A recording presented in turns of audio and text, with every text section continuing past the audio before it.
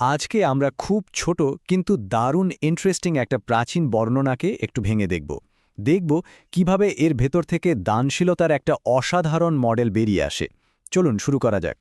আচ্ছা, উদারতা বা দানশীলতা বলতে আমরা ঠিক কী বুঝি? এটা কি শুধু কত টাকা দেওয়া হলো তা দিয়ে মাপা যায়, নাকি এর পেছনে আরও কিছু আছে, আরও গভীর কোনো মাত্রা আছে? এই প্রশ্নটা মাথায় রেখেই কিন্তু আমাদের আজকের এই বিশ্লেষণ। তো আমরা যে বর্ণনাটার কথা বলছি সেটা হলো সহিহ আল বুখারীর ৬ নম্বর হাদিস, ইবনু আব্বাস রাদিয়াল্লাহু তাআলা আনহুর কাছ থেকে আসা ছোট্ট একটা বর্ণনা। কিন্তু দেখবেন এর ভেতরে অনেকগুলো স্তর আছে। চলুন এক এক করে দেখা যাক। তো এই বর্ণনাটা শুরুই হচ্ছে একটা একদম ফাউন্ডেশনাল ক্যারেক্টার ট্রেড বা মৌলিক বৈশিষ্ট্য দিয়ে। এটাই আমাদের আলোচনার প্রথম ধাপ। খেয়াল করে দেখুন, বর্ণনাটা কিন্তু শুরুই হচ্ছে একটা চরম বিশেষণ দিয়ে, সর্বশ্রেষ্ঠ দানশীল। মানে শুধু দানশীল বলা হচ্ছে না, বলা হচ্ছে তিনি ছিলেন সব মানুষের মধ্যে সবচেয়ে সেরা। অন্য কোনো কথা বলার আগেই এইটাকেই তার চরিত্রের মূল ভিত্তি হিসেবে প্রতিষ্ঠা করা হচ্ছে। কিন্তু ইন্টারেস্টিং ব্যাপার হলো, এই যে সহজাত উদারতা, এটাও একটা নির্দিষ্ট সময়ে গিয়ে যেন আরও অনেক বেড়ে যেত। তো প্রশ্নটা হলো, কি ছিল সেই প্রভাবক যা এই পরিবর্তনটা আনত? বর্ণনাটা একদম নির্দিষ্ট করে বলছে যে রমজান মাস এলেই তার এই দানশীলতা একেবারে চূড়ায় পৌঁছে যেত। মানে একটা বিশেষ সময়ে তার এই গুণটাকে আরও কয়েক গুণ বাড়িয়ে দিত, একটা ক্যাটালিস্টের মতো কাজ করত।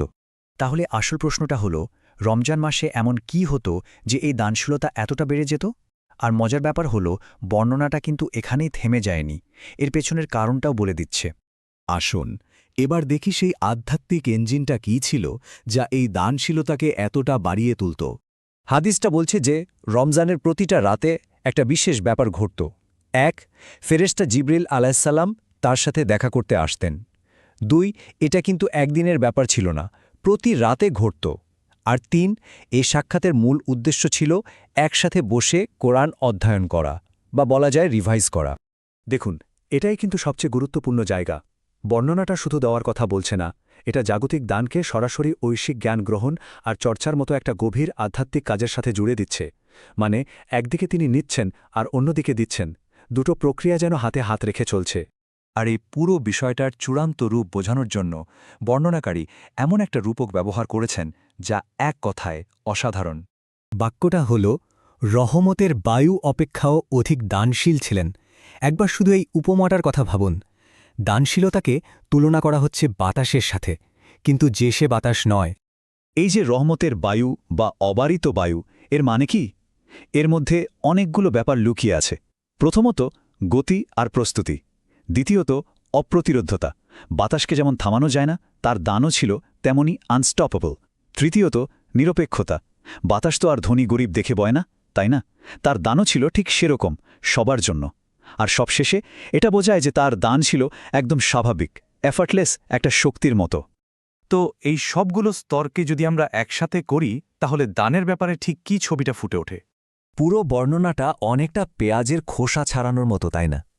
একদম কেন্দ্রে আছে একটা সহজাত দানশীল মন, সেটার প্রভাবক বা অ্যাম্প্লিফায়ার হিসেবে টাচ করছে রমজান মাস। এর ইঞ্জিন বা চালিকা শক্তি হল জিবরিল আয়ের সাথে প্রতি রাতে কোরআনের চর্চা। আর এই সব কিছুর ফল প্রকৃতির এক অপ্রতিরোধ্য শক্তির মতো দানশীলতা। তাহলে চলুন আজকের আলোচনাটা একটা প্রশ্ন দিয়ে শেষ করা যাক। দানশীলতা যখন প্রকৃতির একটা শক্তির মতো হয়ে যায়, এর আসল মানেটা কি? ভাবুন তো একবার, যখন কারো জন্য দান করাটা শ্বাস নেওয়ার মতো স্বাভাবিক আর বাতাসের মতো অপ্রতিরোধ্য হয়ে ওঠে, তখন সেটার প্রভাব ঠিক কতটা গভীর হতে পারে? এই ছোট্ট বর্ণনাটা হয়তো আমাদের এটাই ভাবাতে চায়।